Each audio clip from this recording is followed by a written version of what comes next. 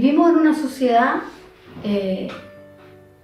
donde todos nos necesitamos, ¿verdad? Mayormente en estos tiempos que estamos viviendo de pandemia, de tanto dolor, de tanto encierro, de tanta necesidad, el servicio ha sido algo fundamental. Ollas comunes, reparto de alimentos, apoyo en distintas áreas. El servicio hoy ha sido esencial para muchas personas.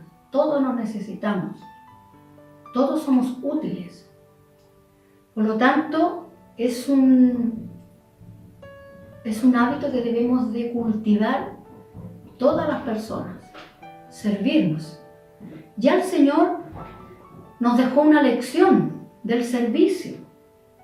En Juan 13:1, voy a leer solo un versículo.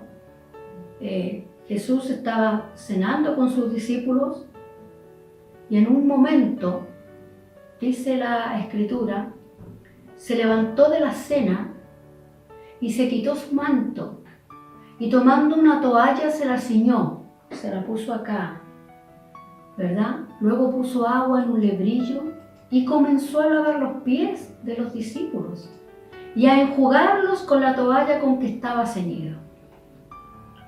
En esta escena del lavado de los pies de los discípulos por parte del Señor, encontramos el ejemplo más grande de amor que podemos encontrar. Veremos cómo Jesús demuestra a través de este hermoso y conmovedor gesto la humildad, el servicio y el amor que debe caracterizar a cada cristiano. ¿Por qué es tan importante? Porque en esos tiempos las personas, los viajeros que llegaban a las casas, venían caminando nomás, algunos a caballo nomás, y llegaban obviamente con sus pies sucios. Y ahí entonces es la relevancia de esta gran lección. Podemos ver, dice en la Escritura, bastantes versos que nos hablan de la humildad, siendo esta característica fundamental en la vida de cada hijo de Dios. ¿Cómo define humildad el diccionario de la Real Academia de la Lengua Española? Dice que humildad es sumisión, es rendimiento, ¿verdad? ¿Y por qué es tan importante? Porque es la característica de Cristo, quien nos da ejemplo cuando se somete a su Padre en el Getsemaní. Dice la Escritura en Filipenses 2:8 que Cristo se humilló a sí mismo. No lo humilló Dios, Él se quiso humillar por amor a nosotros.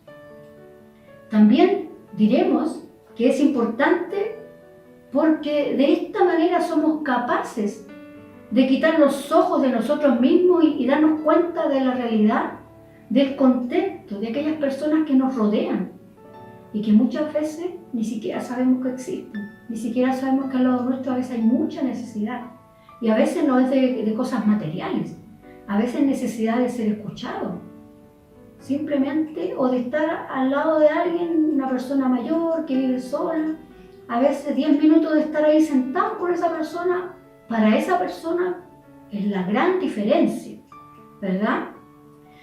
Además, tener esta característica es importante porque nos permite darnos cuenta que necesitamos de los demás.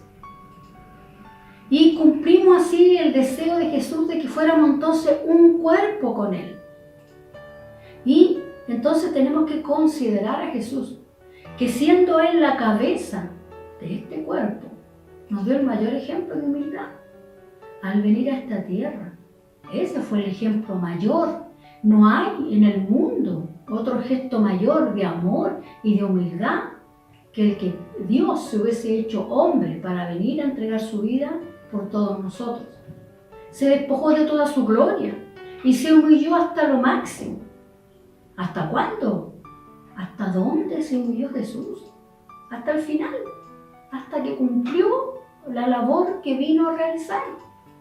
No lo hizo por un tiempo, no lo hizo cuando sus fuerzas le daban, no lo hizo mientras todo iba bien, No lo hizo mientras tenía el apoyo de su entorno. No, lo hizo hasta que su obra estuvo terminada.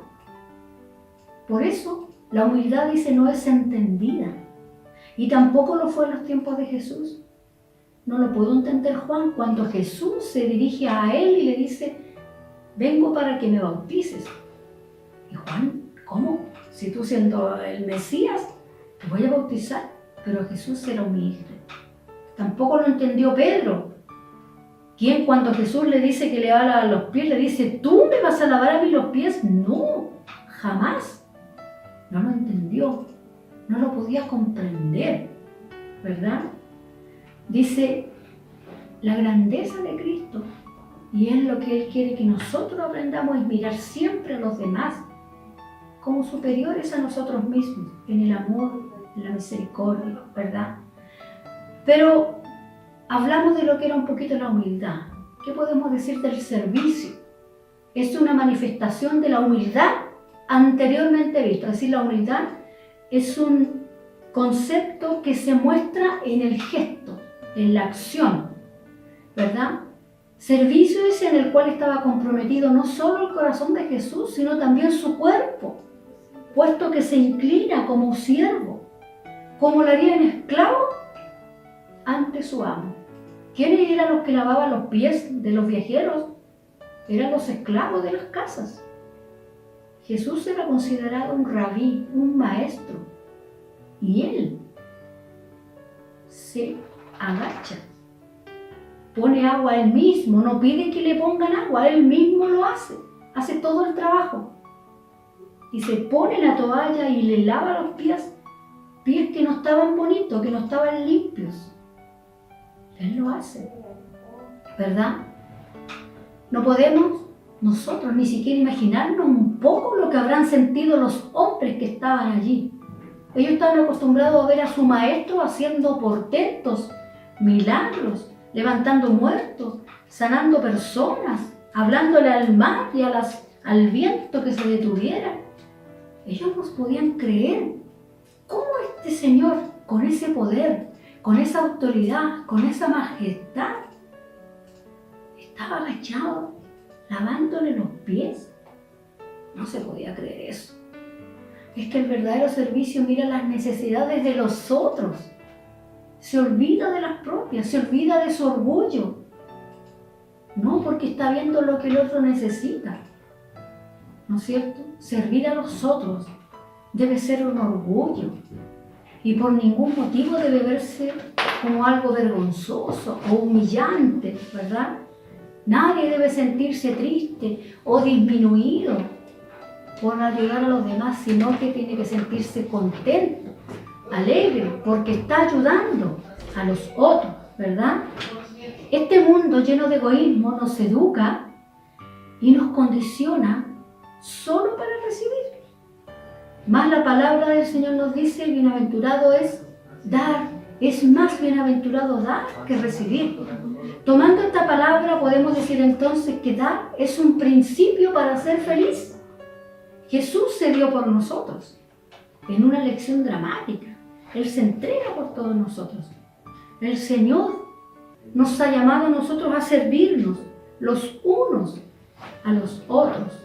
Pero ¿qué dice el diccionario del servicio? ¿Cómo lo define? Dice que simplemente es la acción de servir. Y eso involucra todo. O sea, servir no se queda solo en un pensamiento. Es una acción. Yo voy y hago algo por otro, ¿verdad? Por lo tanto, vemos que el servicio conlleva una acción concreta y real y objetiva. Y también un efecto de la labor realizada. La persona reacciona, hay una reacción, algo se produce cuando hay un servicio. La persona cuando es servida siente en su corazón contentamiento, gratitud, se alegra, se siente tomada en cuenta, se siente importante. ¿Quién no le gusta que le hagan, que le atiendan, que le hagan sentir bien? Todo, ¿verdad? ¿Y nosotros qué debemos hacer para servir? Fíjese que dice que debo responder a esa pregunta con la palabra que dice que debemos despojarnos de nosotros mismos, de nuestro ego, de nuestra soberbia muchas veces, ¿verdad? Y de que debemos despojarnos de nuestro egocentrismo, de nuestro egoísmo, ¿verdad? Que a veces está en nosotros, en todos nosotros. También para servir debemos tener la voluntad de hacerlo, es decir, poniendo todo de nuestra parte para ser útiles. ¿Dónde? En todas partes, no solamente entre los cristianos. El servicio es para todos, ¿verdad? ¿Por qué debemos servir? Porque es el mayor principio de grandeza jamás visto, ¿ya? Y esto nos damos cuenta de que para el mundo es lógico, lo que es lógico para el mundo no es para Dios. Muchas veces la gente nos tilda de tontos por ayudar a otros, por servir a otros, tal vez por servir al que me ha hecho daño. La palabra dice que tenemos que hacer el bien a todos, aún a nuestros enemigos. Y para el mundo nosotros somos tildados de tontos. Pero nosotros tenemos que preocuparnos de lo que Dios diga de nosotros, ¿verdad? Quien no tenga, dice, a Jesús en el corazón y su palabra morando en su vida no podrá jamás entender que para ser grande hay que ser el más pequeño. Y es que Dios va contra toda lógica humana, estableciendo los principios del reino sobre la ilógica concepción de Dios de la exaltación del hombre. El que quiera ser grande debe ser el más pequeño, porque yo, dice el Señor, no vine para ser servido, yo vine para servir. Mire la lección. ¿Qué mueve servir a los hermanos? ¿Cuál es el motor del servicio? Lo que movió a Dios a servirnos a todos hasta la muerte, ¿sabe qué fue? El amor. ¿Y qué podemos decir de este sentimiento tan propio de Dios?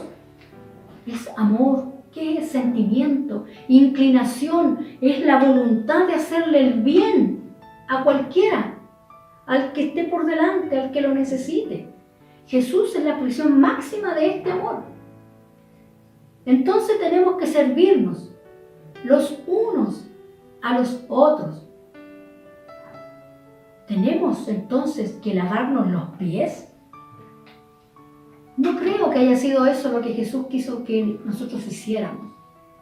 Es verdad que el Señor dice que tenemos que servirnos, pero cuando Jesús hace este gesto de lavarle los pies, es una lección objetiva, está mostrando algo, es una ilustración, lo hace de una manera ahí con un hecho para que ellos puedan comprender, ¿verdad? Lo que él hizo solo fue una lección práctica para enseñar a los discípulos que el mayor en el reino tenía que ser el menor acá, y que el que sirve acá, ese es digno de estar en el reino del Señor, ¿verdad? ¿Sabe qué? No estoy en contra de que nos lavemos los pies, pero si no hay un real interés por el hermano, por preocuparnos de su vida, cómo está, qué le pasa, lavarnos los pies nos deja de ser un rito más. El Señor no quería que hiciéramos ritos, Él quiere que nos sirvamos. Esto es como en el Año Nuevo.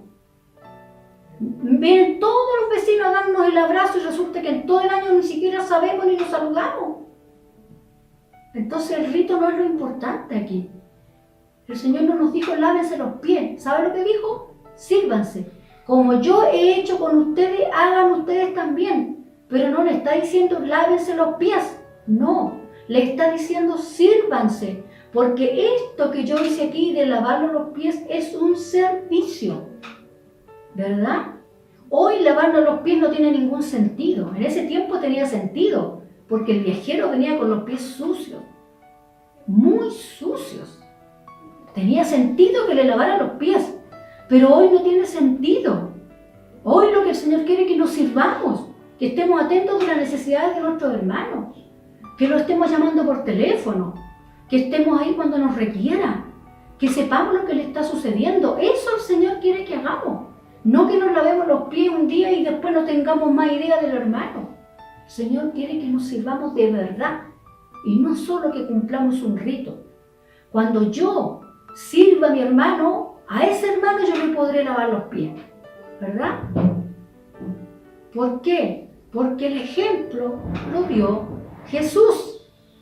En Lucas 6:31 nos dice así: y como queréis que los hombres hagan con ustedes, así ustedes hagan con ellos. Esa es la regla de oro.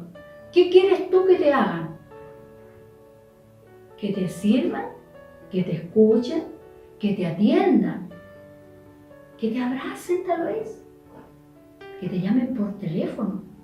Eso mismo que tú quieres que te hagan a ti, ve tú y hazlo a otro. Esa es la regla de oro. No hacer lo malo a veces se logra. Luchamos cada día con eso. Pero hacerle a otro lo que yo quiero que me hagan a mí, eso no es tan fácil. ¿Qué quiero yo? En todas áreas de la vida, eso que yo quiero para mí es lo mismo que yo tengo que querer para los otros. Y termino con esto y grafico con este ejemplo. Si yo voy a regalar mercadería en estos tiempos que la necesitamos, si yo utilizo fideos de los más caros, no sé, voy a decir Lucchetti, yo sé que hay otros más caros, pero Lucchetti, yo utilizo fideos Lucchetti. Supongamos que cuesta 1.000 pesos el paquetito de fideos Lucchetti, pero hay otros más malitos que valen 500. Entonces yo para darle al hermano compro los de 500. Eso es lo que el Señor no quiere. Si usted come los mejores fideos, a su hermano regálele los mismos. No lo menosprecie regalándole algo inferior si usted puede regalarle algo mejor. Eso es lo que el Señor quiere. No sacamos nada con lavarle los pies si estamos haciendo diferencias con nuestro hermano. Así que, como queráis que los hombres hagan con ustedes, asimismo, ve tú y hazle a ellos lo mismo. Dios te bendiga.